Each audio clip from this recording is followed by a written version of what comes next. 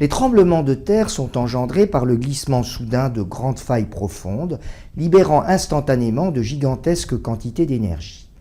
Leur répartition n'est pas aléatoire à la surface du globe. Elle suit des couloirs étroits délimitant les frontières des plaques tectoniques. L'intensité d'un séisme est graduée sur l'échelle de Richter, qui caractérise les séismes de 1 à 10 selon leur intensité, mais aussi selon leurs conséquences en surface. L'échelle de Richter est logarithmique, ce qui signifie que quand on monte d'un échelon, l'intensité est multipliée par 10.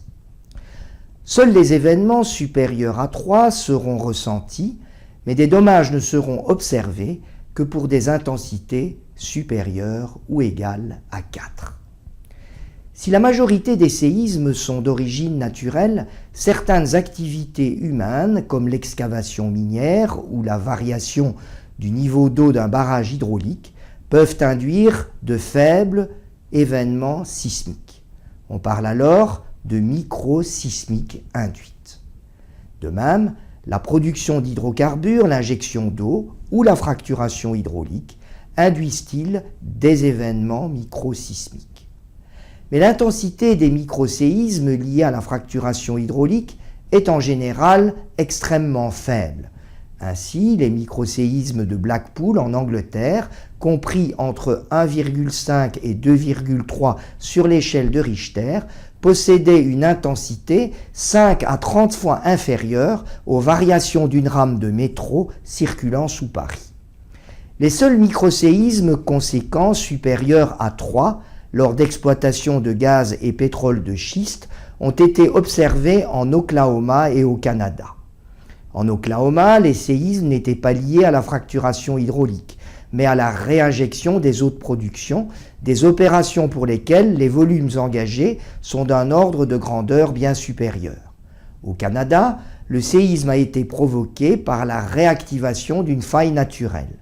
Aussi, avant toute campagne massive de fracturation hydraulique, faut-il réaliser un état de référence de la sismique naturelle.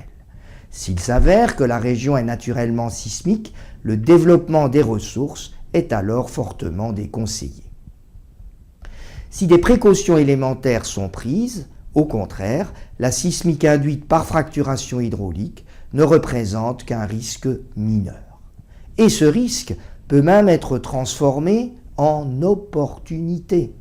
En effet, quand un événement microsismique se produit, l'énergie libérée émet du bruit qui se déplace dans la roche environnante sous forme d'ondes sonores. En mesurant ces ondes avec des capteurs très sensibles appelés géophones, il est possible de localiser les microséismes dans l'espace et donc de cartographier la zone fracturée autour du puits.